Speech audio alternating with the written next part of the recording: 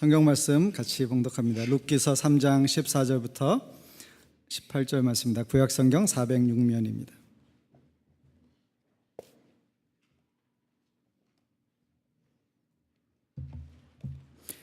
룻기서 3장 14절부터 18절의 말씀입니다. 자, 여러분이 한 목소리로 봉독합니다. 시작. 룻이 새벽까지 그의 발치에 누웠다가 사람이 서로 알아보기 어려울 때 일어났으니 보아스가 말하기를 여인이 타작마당에 들어온 것을 사람이 알지 못하여야 할 것이라 하였습니다. 보아스가 이르되 내 겉옷을 가져다가 그것을 펴서 잡으라 하며 그것을 펴서 잡으니 보리를 6번 되어 룻에게 지워주고 성읍으로 들어가니라. 룻이 시어머니에게 가니 그가 이르되 내 딸아 어떻게 되었느냐 하니 룻이 그 사람에게 자기에게 한 것을 다 알리고 이르되 그가 내게 이 보리를 6번 되어 주며 이르기를 빈손으로 내 시어머니에게 가지 말라 하더이다 하니라. 이에 시어머니가 이르되 내 딸아 이 사건이 어떻게 될지 알기까지 앉아 있으라. 그 사람이 오늘 이 일을 성취하기 전에는 쉬지 아니하리라 하니라. 아멘. 오늘 룻기서 6번째 시간으로 기다림이 곧 믿음입니다 라는 제목으로 같이 말씀의 은혜를 나누고자 합니다. 여러분, 어떤 사람이나 시간을 간절하게 기다려본 경험이 있으십니까? 군대 간 애인을 기다리든지 아들을 기다릴 수도 있고 여행 간 사람을 돌아오기를 기다릴 수도 있습니다. 또 헤어져 있는 시간 동안 다시 돌아오기를 기다리는 그런 시간도 있을 수 있고, 또 여러분이 어떤 특정한 날이나 어떤 때를 정해놓고 그 행복한 순간을 이렇게 기억하며 기다릴 수도 있습니다. 기다림이라고 하는 것을 굳이 정의해 본다면 어떤 대상이나 소원하는 것, 간절히 바라는 것이 아직 내게 이루어지지 않은 그 상황과 시간을 의미한다라고 할 수 있습니다. 근데 기다리는 시간은 사실은 쉽지 않습니다. 여러분, 똑같은 시간에 무게를 느낄 때 그냥 일상생활에서 느끼는 시간의 무게와 내가 어떤 것을 간절히 기다릴 때, 또 거꾸로 어떤 것을 간절히 피하고자 할 때 그 시간을 기다리는 것은 전혀 다른 무게로 다가온다는 것입니다. 특별히 현대인들은 굉장히 모든 것에서 인스턴트 시대를 살아가고 있기 때문에 특정한 것을 이렇게 마음을 담아서 기다리는 것이 훨씬 익숙하지 않을 수도 있습니다. 여러분이 자주 그런 기도를 들으셨을 거예요. 주여 인내를 주십시오. 지금 당장 주십시오. 막 이렇게 기도하는, 무슨 말인지 아직도 잘 이해 못하시는 분은 자다가 깰 때입니다. 지금 12시 반입니다. 우리 사람들이, 한국 사람들은 특별히 조급하잖아요. 유일하게 커피 자판기에 모든 것이 다 내용물이 나오기 전에 손을 넣어서 대는 사람이 한국 사람이래요. 보통 자판기 앞에는 불이 켜져 있어서 다 내려오면 불이 꺼지면 내가 이제 컵을 꺼낼 수 있는데 하도 급해가지고 거기 손을 넣고 기다리는 거예요. 그러다가 이제 손을 대는 경우도 있다고 합니다. 근데 인생을 사는 동안에 기다려야 할 때들이 있습니다. 특별히 여러분이 캐나다에 오셔서 가장 심한 문화 충격 혹은 캐나다에 적응해서 살아가는 태도 중에 하나가 뭐예요? 기다리는 거예요. 저는 그런 말 가끔 들었어요. 뭐 이렇게 무슨 서류를 신청하거나 뭐 이렇게 했을 때 그냥 잊어버리고 있으라고 그렇게 얘기하시더라고요. 처음에 오니까 잊어버리고 있으면 언젠가 나온대요. 그래서 제가 캐나다에 처음 왔을 때 본 만화 컷에 보니까 사람들이 병들어서 죽는 것이 아니라 병원 가기 기다리다가 죽는다는 거예요. 그래서 4컷짜리 만화인데 그 시간을 기다리는 것이 얼마나 여기에서는 필요한 것인가, 뭐 이런 것들을 빗대어서 해놓은 것을 볼 수 있습니다. 그런데 기다림이라고 하는 것은 특정한 영적인 부분에서도 굉장히 우리에게 중요한 요소가 되어진다는 것입니다. 우리가 지금 룻기서를 읽고 있는데 지난주의 이야기는 나오미가 이제 보아스가 룻에 대해서 관심이 있는 것을 알고 룻에게 새로운 인생의 기회를 마련해 주고자 그를 타작마당의 밤에 잘 단정하게 한 다음에 나아가게 하는 것이었습니다. 그래서 룻이 그 밤에 나아가서 이제 보아스가 저녁을 먹고 이렇게 자리에 누웠을 때 그 발치에 함께 누웠었습니다. 보아스가 정신이 이렇게 오락가락할 때 잠에서 언뜻 깨었는데 자기 발치에 사람이 있는 것을 인기척을 깨닫고 놀라서 묻습니다. 누구냐? 그래서 이제 룻이 자초지종을 이야기하고 자기에게 보아스가 기업 물을 자 됩니다. 그것을 말한 뒤에 그렇게 기업을 물러달라고, 기업 물을 자가 되어달라고 고백하는 장면이 있었습니다. 그때 보아스가 그를 축복하고 자기가 그 책임을 다하겠다. 한 가지 걸리는 것이 있는데, 이 보아스보다 앞서서 그 책임을 해야 되는 더 가까운 친척이 한 사람이 있다는 사실을 언급하면서 그 사람이 그렇게 하지 않을 때는 반드시 내가 이 책임을 지겠다, 당신의 인생을 내가 책임지겠다, 이렇게 말해줍니다. 그리고 나서 보아스가 그 밤에 이제 새벽에 아직 날이 완전히 밝기 전에 룻이 거기 있었다는 것을 다른 사람들이 알면 혹시라도 좋지 않은 소문이 날까봐 그를 배려해서 그에게 빨리 집으로 돌아가도록 합니다.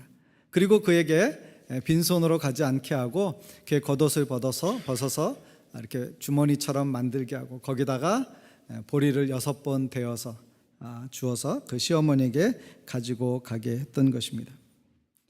나오미가 그 밤에 얼마나 마음 졸이면서 룻이 돌아오기를 기다렸겠습니까? 이 일이 어떻게 되는지를 가장 궁금해하는 당사자 외에는 나오미가 유일하게 아는 사람이고 궁금해하는 사람인데 그가 그 일에 대해서 묻습니다. 근데 우리 성경에는 따라 이 일이 어떻게 되었냐 이렇게 점잖은 질문으로 한국어 성경에는 번역된데, 원래 히브리어 성경에는 너는 누구냐 이런 질문으로 되어 있어요. 너는 누구냐. 왜냐하면 워낙 다급하게 깜짝 놀람으로 룻이 온 것을 발견하자마자 너무나 많은 것들을 알고 싶었잖아요. 그래서 그 질문을 총체적으로 해서 한마디로 던진 게 뭐였냐면 넌 도대체 누구냐. 그래서 룻이 그때 돌아와서 그 모든 일들에 대해서 자초지종을 다 이야기해 줍니다. 나오미가 그 이야기를 듣고 이제 룻에게 하는 말이 18절 말씀에 기록되었습니다. 이에 시어머니가 이르되 내 딸아 이 사건이 어떻게 될지 알기까지 앉아 있으라. 그 사람이 오늘 이 일을 성취하기 전에는 쉬지 아니하리라. 여기 두 개의 단어가 우리의 주목을 끕니다. 하나는 앉아 있으라라는 단어이고요. 또 하나는 쉬지 아니하리라라는 단어입니다. 두 개의 단어는 서로 상반되는 거죠. 하나는 여기서 가만히 앉아서 기다리라는 것이고요. 하나는 어떤 역사가 일어나기를 바람으로 그 일이 되어질 것, 그 사람은 계속 그 일을 하고 있을 것이다 라고 하는 것을 표현해 주는 것입니다. 이것이 바로 본문 가운데에서 우리가 발견할 수 있는, 하나님께서 하나님의 작정하신 일을 이루시기까지 하나님 앞에 믿음을 가진 사람들이 취하여야 할 태도로 기다림이라고 하는 것을 배우게 하는 것입니다. 오늘 나누고자 하는 첫 번째 메시지는 뭐냐면, 기다림이라고 하는 것은 우리가 믿음으로 표현했을 때 그것은 하나님을 의지하는 것입니다 라는 것입니다. 하나님께서 행하실 것을 기대하고 그것을 바람으로 그 때를 기다리는 것입니다. 하나님께서 모든 세상의 일들에 대해서 또 우리의 각자의 인생 가운데 작정하시고 계획하신 일들이 있습니다. 하나님의 타이밍이 있어요. 하나님께서 그 일을 이루실 때 우리가 그 약속을 가진 사람으로 그 약속을 바람으로 기다리는 사람이 되어야 한다는 것입니다. 시편 46편 10절 말씀에 이런 말씀이 있습니다. 같이 한번 읽어볼까요? 시작. 이르시기를 너희는 가만히 있어 내가 하나님됨을 알지어다. 내가 문나라 중에서 높임을 받으리라. 내가 세계 중에서 높임을 받으리라 하시도다. 하나님께서 영광과 찬송을 받으시는데 어떻게 그 일을 이루셔요? 하나님의 때가 있는데 그 일이 이루어지기까지 어떻게 하라는 거예요? 너희는 가만히 있으라고 하는 것입니다. 이 말씀을 읽을 때 생각나는 중요한 사건이 하나 있습니다. 그것은 출애굽기 14장에 있는 사건입니다. 이스라엘 백성이 모세의 인도하심을 받아서 하나님의 도움으로 애굽의 10가지 재앙을 통해서 그들의 모든 반대를 묻고 그것을 깨트리고 그 다음에 이제 나아갔습니다. 광야길을 걷기 시작했어요. 성경에 보니까 그들의 수가 장정만 60만이라고 했으니까 굉장히 큰 그룹의 사람이었을 것입니다. 그런데 그들이 떠난 뒤에 며칠 후에 이 바로의 마음이 변심이 되었어요. 왜냐하면 바로가 생각하기에는 이렇게 빼앗기기는, 그냥 내보내주기에는, 또 자기에게 끼친 막대한 손해를 생각하니까 그냥 둘 수가 없는 거예요. 그래서 그가 군사를 보내게 되었습니다. 여러분, 그냥 평범한 사람들이 광야의 길을 걷는 속도와 군사들이 목표물을 놓고 추격하는 속도는 3분 다를 것입니다. 그래서 이 군대가 뒤에서 굉장히 가까이 오는 것을 멀리서 이는 먼지를 통하여서 사람들은 알게 되었던 것입니다. 근데 그들이 가는 그 앞길에는 그들이 가고자 하는 목적지를 가기 위해서 반드시 건너야 하는 홍해가 그 앞에 있었던 것입니다. 이스라엘 백성들이 그 사건으로 말미암아서 모세를 원망하기 시작합니다. 도대체 우리를 왜 여기까지 데리고 와가지고 이런 일 가운데 위험에 빠뜨리느냐. 우리가 지금 진퇴양난이다. 앞으로도 가지 못하고 뒤로도 갈 수 없는 상황이다. 그때 모세가 하나님 앞에 기도하고 하나님께서 그들에게 주시는 말씀을 전합니다. 그것이 출애굽기 14장 13절 14절 말씀입니다. 같이 한번 읽을까요? 시작. 모세가 백성에게 이르되 너희는 두려워하지 말고 가만히 서서 여호와께서 오늘 너희를 위하여 행하시는 구원을 보라.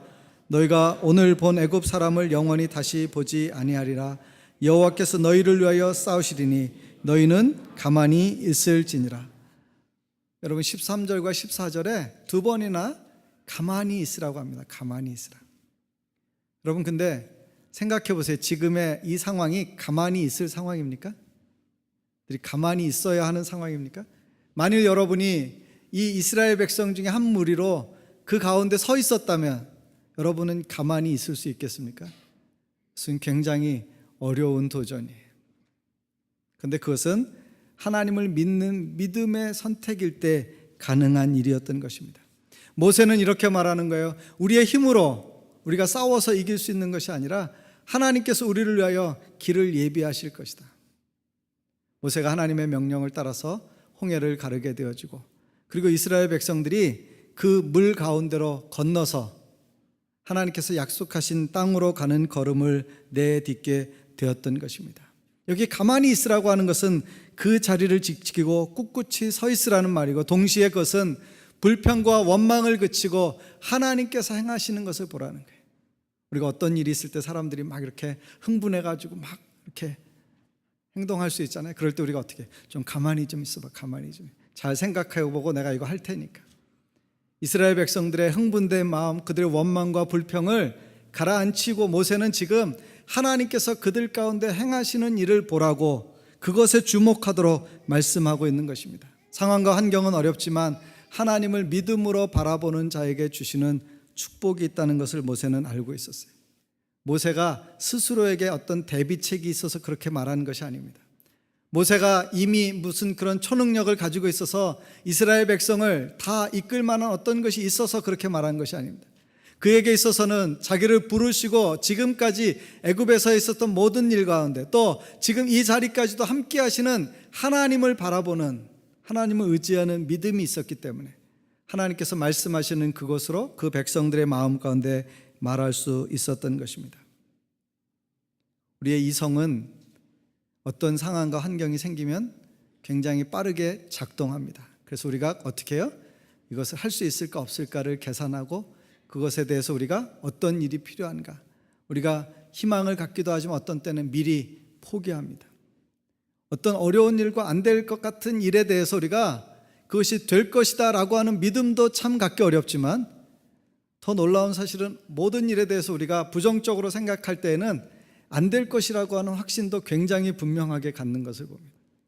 우리가 하나님을 믿는 믿음이 있음에도 불구하고 우리 안에는 안 될 것이라고 하나님을 의지하는 것보다는 자기를 의지하는 자기 계산, 자기의 경험을 의지하는 것이 있어서 안 될 것이라고 먼저 확정해버리는 그런 불신앙의 태도가 있을 수 있다는 사실을 기억하시고 저 여러분이 어떤 상황 가운데서도 하나님을 의지하고 믿음으로 서실 수 있기를 바랍니다. 스펄전은 우리에게 그렇게 말해 주었습니다. 인간이 하나님 앞에서 할 일은 계산적인 믿음을 갖는 것이 아니라 절대적인 믿음을 갖는 것이다. 계산은 누가 한다? 하나님이 하신다라고 하는 거예요. 하나님이 하신다. 우리는 우리의 유한한 어떤 자유, 우리의 능력, 자원 이것을 가지고 우리는 판단하는 거예요. 그런데 하나님은 우리가 갖지 아니한 하나님에게만 있는 초월적인 크고 놀라우신 그분의 권능 가운데서 행하실 수 있기 때문에 우리의 상상이나 우리의 이해를 뛰어넘는 일을 행하실 수 있다라고 하는 것입니다. 우리가 어떻게 하나님을 의지할 수 있어요? 그것은 우리가 하나님의 약속을 붙잡을 때 가능한 것입니다. 우리가 그냥 막연히 하나님께서 해주시겠지, 언젠가 하시겠지가 아니고요, 하나님께서 우리에게 하신 말씀을 우리가 붙잡을 때, 약속의 말씀을 붙잡을 때 우리가 그 약속을 따라서 하나님이 행하신 것을 믿음으로 고백할 수 있다는 것입니다. 민수기 23장 19절에 보시면 이런 말씀이 있습니다. 같이 읽어볼까요? 하나님은 사람이 아니시니 거짓말을 하지 않으시고. 없나요? 제가 읽어드리겠습니다. 하나님은 사람이 아니시니 거짓말을 하지 않으시고 인생이 아니시니 후회가 없으시도다. 어찌 그 말씀하신 바를 행하지 않으시며 하신 말씀을 실행하지 않으시랴. 하나님은 어때요? 사람이 아니기 때문에 거짓말하지 않으시고, 사람처럼 어떤 말을 했지만 스스로 지킬 수 없는 그런 말을 하시는 분이 아니시다라고 하는 것을 말합니다. 하나님은 약속하신 그것을 이루어 주시는 분이에요.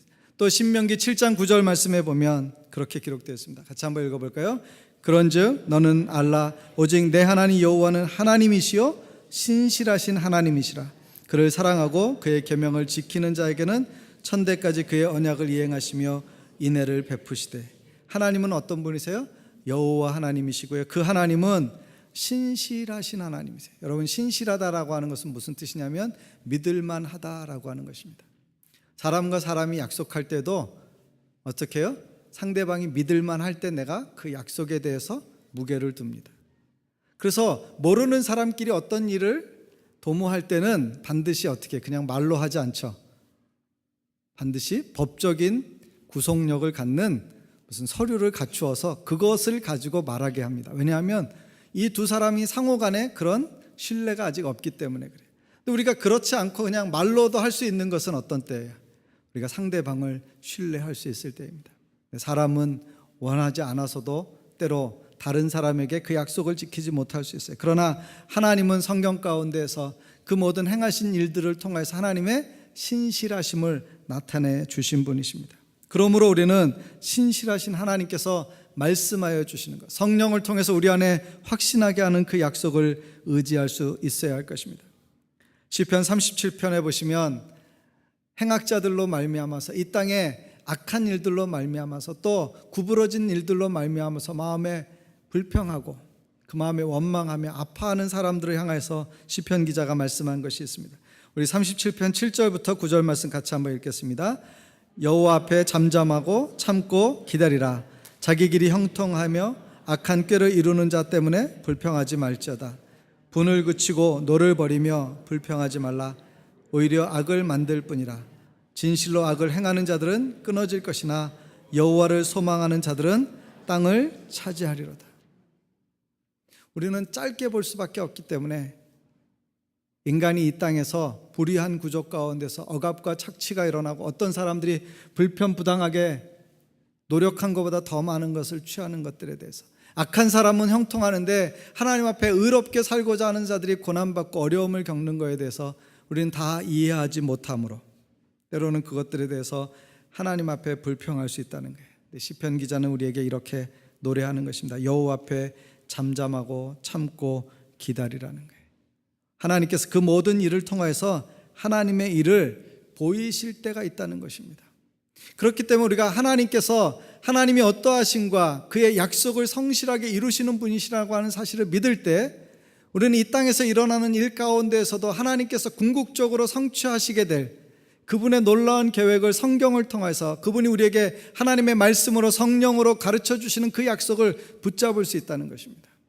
그 약속이 없는 사람들은 세상적인 삶의 방식을 따라가는 거예요. 그것은 뭐냐면 돈이나 명예나 권력이나 힘이나 세상적인 어떤 것들, 자기가 성취함으로 당장에 눈앞에 보이는 이익이 될 만한 것들을 따라가는 것입니다. 요즘 한국 사회를 보면서 가장 가슴 아픈 것은 뭐냐면 한국 사회에서는 더 이상 이제는 거짓말은 죄가 아닙니다. 모든 사람이 거짓말을 하고 있는 것과 같은 사회적 현상을 이루었기 때문에 거기에서 아무도 정직하다고 우리 스스로도 생각하는 것입니다. 더군다나 그러한 일 가운데 교회도, 영적인 지도자들도 어떤 면에서 보면 한몫을 담당하는 것처럼 보여지는 것이 우리에게 아픔입니다. 그래서 어떻게 해요? 교회도 세상도 다 제정신이 아닌 것처럼 이 땅 가운데 영원하지 않은 것들을 추구하는 일에 모든 노력을 다 소비하고 있다는 사실입니다. 내일이 어떻게 되는지는 상관이 없는 사람들처럼 사는 거예요. 그러나 그 어떤 것도 하나님의 관점에서 보면 영원하지 않다는 사실을 기억할 때 우리가 두려움으로 하나님을 경외하게 될 것이고 하나님을 의지하고 그 약속을 바라는 사람이 될 것입니다. 여러분께 하나님께서 주신 약속이 있다면, 여러분 인생 가운데 오랜 기다림, 아직도 성취되지 않은 기도의 제목이 있더라도 하나님께서 그 약속을 신실하게 이루어질 것을 바람으로 오늘도 하나님 앞에 여전히 그를 의지하는 믿음의 사람들이 되시기를 주님의 이름으로 기원합니다. 두 번째 메시지는 그 하나님은 어떤 분이시냐? 살아계신 하나님이시다라고 하는 것입니다. 우리가 의지하는 그 하나님은 살아계신 하나님이세요. 여러분, 살아있는 것과 죽은 것은 얼마나 큰 차이가 있는지 모릅니다. 전도서에 그런 말씀이 있죠. 산 개가 죽은 사자보다 나음은. 살아있는 것은 그 생명의 능력이 있어요. 생명력이 있습니다. 그러나 죽은 것은요, 왕년애라고 말하는 것과 같이 그것은 별로 효용성이 없다라고 하는 것입니다. 마찬가지로 하나님을 믿을 때 우리가 그 하나님이 성경 가운데 혹은 역사 가운데 어떤 사람들에게 있는 하나님이 아니라 내 인생 가운데 내가 만나고 내가 경험하고 내 삶 가운데 간섭하시고 나를 도우시며 지금도 살아 역사하시는 하나님이시라고 하는 믿음을 가질 때 우리가 그 하나님으로 말미암는 생명의 역사를 누릴 줄로 믿습니다. 살아있으면 어떻게 돼요? 살아있을 때 우리가 생명이 흘러갑니다. 살아있는 부모에게 자녀가 태어나고 또 그 자녀를 통해서 또 다음 세대가 태어납니다. 살아있는 모든 것 가운데는 관계가 일어나고 반응이 일어나요. 그래서 우리가 말하면 대답할 수 있고요, 감정이 이입될 수 있고요, 어떤 일을 도모할 수 있고요, 어떤 역사에 함께할 수 있습니다. 그 모든 것이 살아있는 관계에서 이루어지는 것입니다. 하나님이 살아계시다라고 하는 것은 우리가 우리의 인생을 걸어갈 때 그분이 우리의 인생의 동반자 되신, 우리의 인생의 그 길을 함께 걸어가시는 그분이 여전히 살아계셔서 지금 어떻게 하고 있어요? 나와 관계하고 계시고 나와 동행하고 계시고 내 말을 들으시고 그분이 내게 말씀하시고 이런 반응, 리액션이 일어날 수 있다는 사실입니다. 살아있는 그것이 우리 안에 얼마나 큰 소망과 위로가 되는지 모릅니다. 어떤 크고 놀라운 존재인데 내가 알 수도 없고 내가 경험할 수도 없는 것이라면 그것은 내게 별로 가치가 없는 것처럼 여겨질 수 있어요. 그러나 하나님은 지금도 살아 계셔서 우리의 인생 가운데 간섭하시는 분이시다라고 하는 것을 믿을 때 그분이 우리를 구원하셨을 뿐만 아니라 성령으로 우리 안에 함께 계시고 우리의 기도를 응답하시고 역사하신다는 것을 믿을 때 우리는 그 놀라운 은혜의 자리에 참여하고 있는 것입니다. 디모데전서 4장 10절 말씀에 이렇게 기록되어 있습니다. 같이 한번 읽겠습니다. 시작. 이를 위하여 우리가 수고하고 힘쓰는 것은 우리 소망을 살아계신 하나님께 두미니 곧 모든 사람 특히 믿는 자들의 구주시라. 여러분, 우리의 소망을 누구에게도요? 살아계신 하나님께 둔다는 거예요. 베드로의 첫 번째 고백이 뭐예요? 주는 그리스도시요 살아계신 하나님의 아들이시니이다. 살아있다는 것은 그렇게 생명의 역사를 이룬다는 것입니다. 사랑하는 성도 여러분, 저와 여러분의 인생 가운데 그 하나님을 더 깊이 체험하실 수 있기를 바랍니다. 그 하나님을 더 깊이 만나실 수 있기를 바랍니다. 그 하나님과 동행하는 삶을 살아가실 수 있기를 바랍니다. 그 하나님과 교감하실 수 있기를 바랍니다.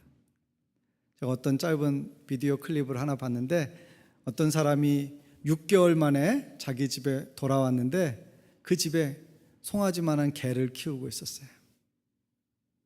근데 이 개가 주인을 만나자마자 너무나 감격한 나머지 너무나 오랫동안 기다렸고 사랑하는 주인이 나타난 것을 보고 개가 흥분하기 시작한 거예요. 아주 이제 개들이 흥분하면 어떻게 해요? 발을 들고 이렇게 주인의 가슴에 막 올라탑니다. 그리고 그 얼굴을 그 긴 혓바닥으로 막 오른쪽으로 왼쪽으로 막 사정없이 막 핥아댑니다. 주인이 막 뒤로 넘어질 것 같아요. 개가 하도 힘이 이렇게 세게 엎어지니까. 그래서 주인이 자리를 옮겨서 이렇게 소파로 갔는데도 막 그 개가 너무나 흥분해가지고 주인을 끌어안는 거예요.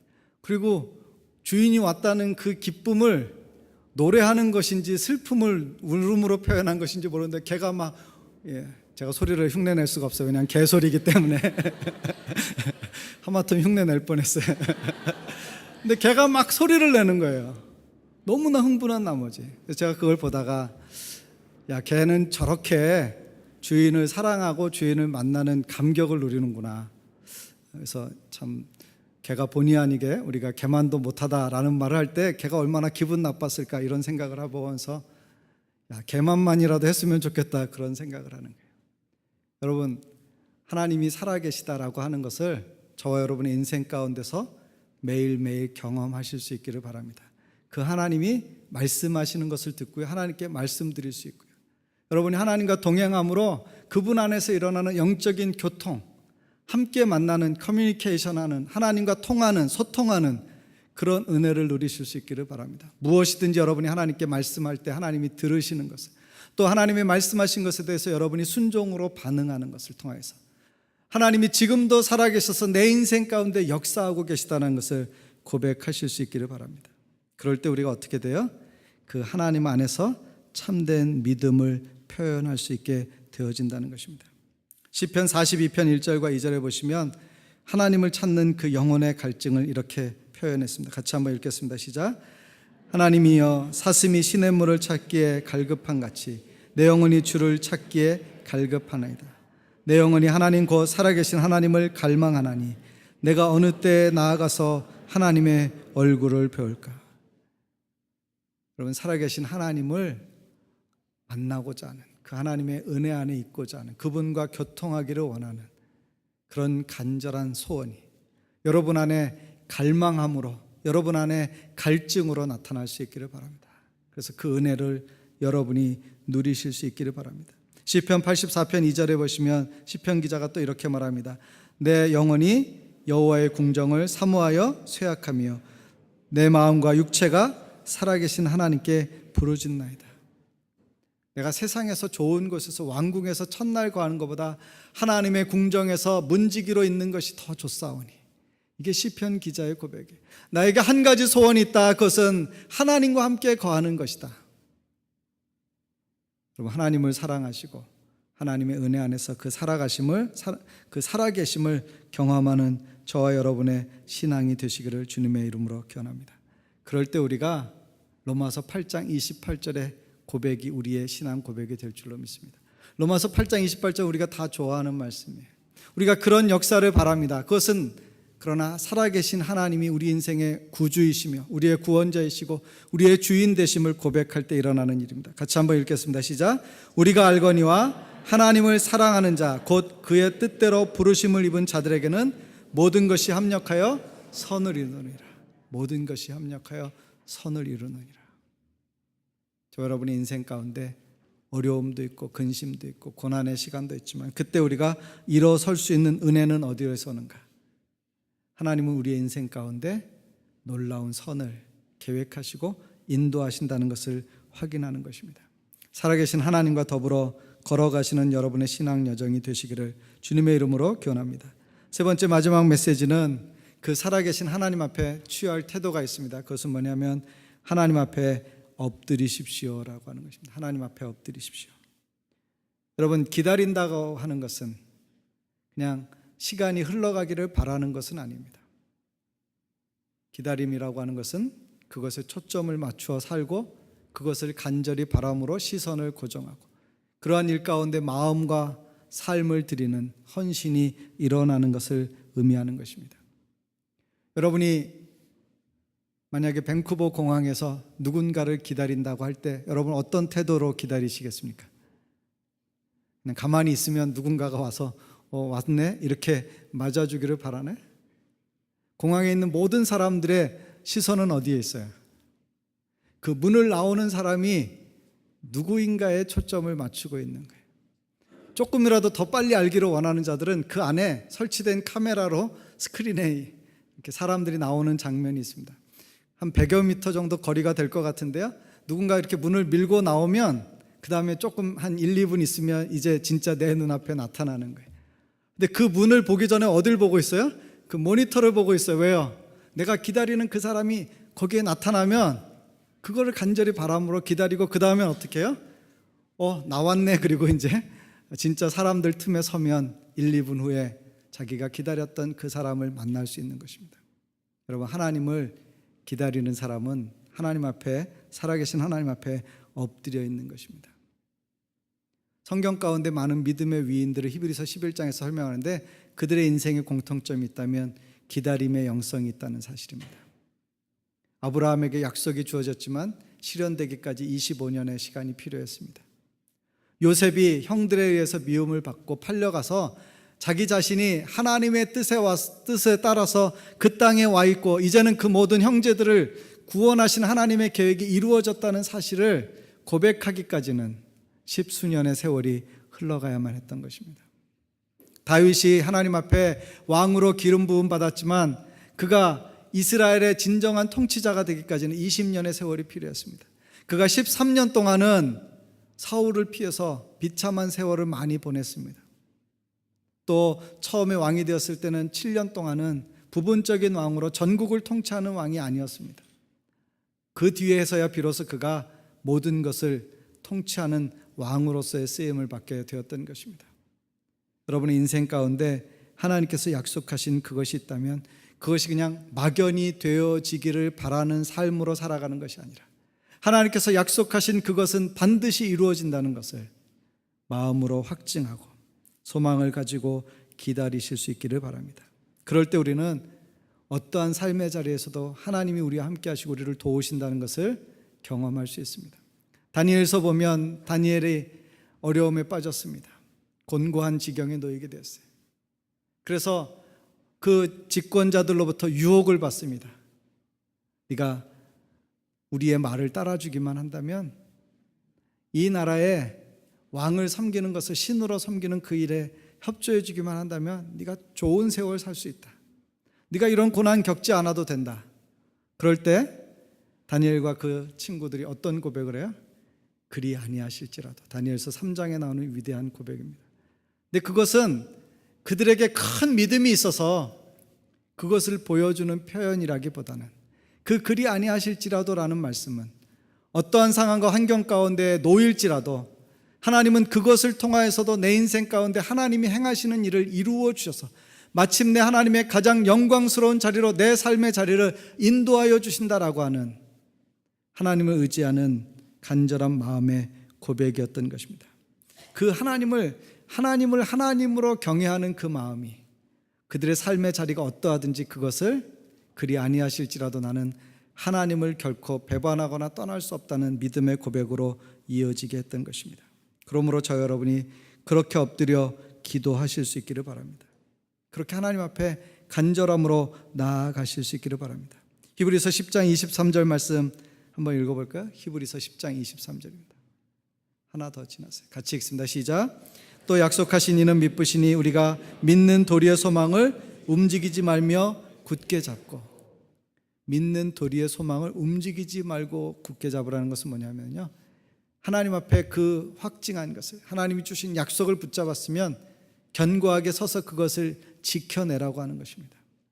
어떤 분이 지어낸 얘기 가운데 그런 얘기가 있더라고요.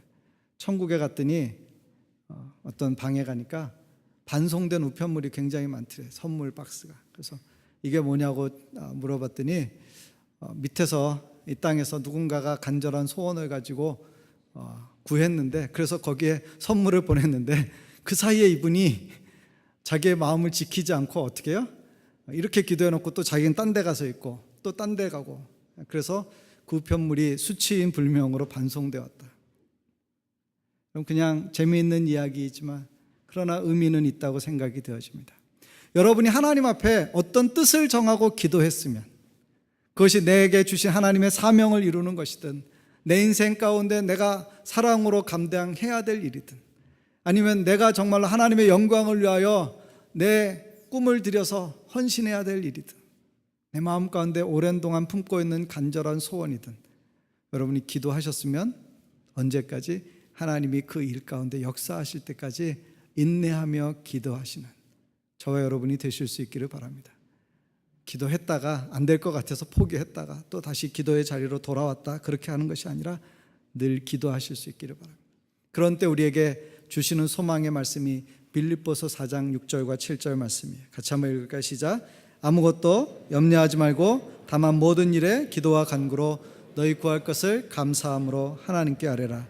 그리하면 모든 지각에 뛰어난 하나님의 평강이 그리스도 예수 안에서 너희 마음과 생각을 지키시리라. 여러분, 기도하십시오. 하나님 앞에 엎드리십시오. 하나님 앞에 구하십시오. 위기도 어려움도 근심도 두려움도 하나님 앞에 맡기고 하나님 앞에 기도하십시오. 그럴 때 하나님께서, 모든 지각에 뛰어난 하나님께서, 이 모든 것을 다 아시는, 이 과거도 우리의 미래도 현재도 아시는 그 하나님께서 우리에게 평강으로 우리의 마음과 생각을 지켜주셔서 견고한 믿음의 터 위에 설 수 있도록 도와주신다는 것입니다. 그러므로 하나님을 바라고 하나님 앞에 엎드리실 수 있기를 바랍니다. 기도하는 사람들 흔히 우리가 낙타 무릎이라고 그러죠. 야곱의 무릎, 낙타 무릎이라고 하는데, 여러분 낙타 무릎을 보신 적은 있으세요? 낙타 무릎은 굉장히, 낙타는 다리가 이렇게 상체에 비해서 가늡니다. 그리고 무릎을 이렇게 완전히 접을 수 있어요. 우리가 무릎을 꿇는 거하고 전혀 다른 방식으로 낙타는 무릎을 꿇을 수 있습니다. 그래서 낙타를 사람들이 탈 때 낙타가 어떻게 하고 있어요? 무릎을 꿇으면은 등허리만 나와 있기 때문에 한 걸음만 디디면은 낙타를 탈 수 있습니다. 근데 실제로 낙타가 일어서면은요, 그 접힌 다리가 섰을 때는 한 2.3m 되기 때문에 사람이 약간 공포감을 느낄 정도로 높은데, 근데 그 다리는 완전히 접혀집니다.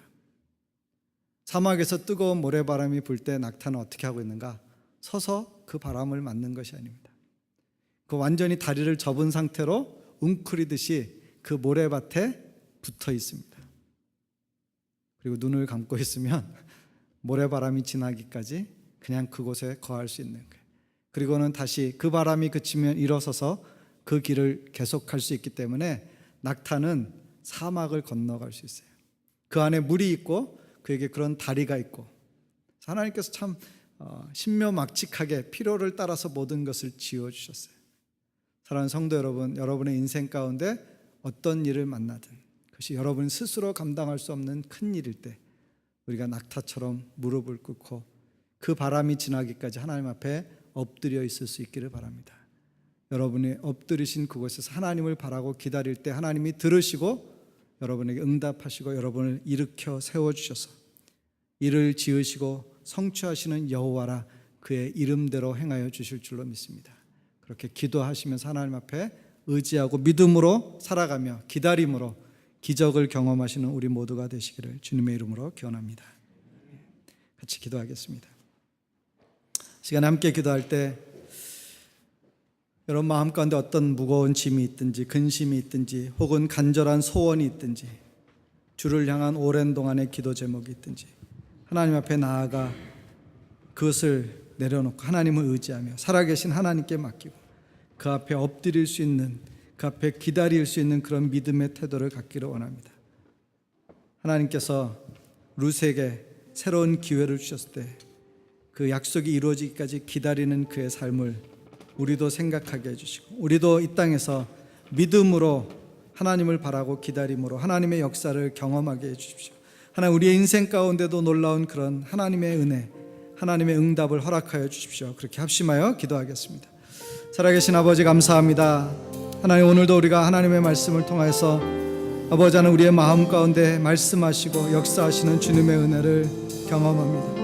하나님 아버지, 우리가 인생을 사는 동안에 때로 어렵고 힘들고 지치고 두렵고 근심하게 될 때에 있을지라도 아버지 하나님, 그때 우리가 좌절하거나 낙망하거나 무너지지 않게 하여 주시고 믿음으로 서게 하여 주시기를 간절히 바라고 원합니다. 하나님을 의지하게 해주십시오. 살아계신 하나님을 의지하고 그 하나님 앞에 엎드리는 저희들 되게 하여 주시기를 간절히 바라고 원합니다. 살아계신 하나님, 우리 안에 역사하여 주시옵소서. 우리의 마음을 일깨워 주십시오. 우리를 근심과 두려움의 자리에서 일어나게 하여 주십시오. 믿음의 약속을 붙잡고 하나님을 의지함으로 오늘도 소망의 걸음을 걷는 저희들 되게 하여 주시기를 원합니다. 우리의 인생의 동반자 되어주신, 우리와 동행하시는 그 그 하나님을 의지함으로 저희들이 살게 하여 주시기를 원합니다. 아버지 하나님, 우리의 마음에 근심과 두려움이 있습니다. 아버지 하나님, 오랜 동안의 기도의 제목이 있습니다.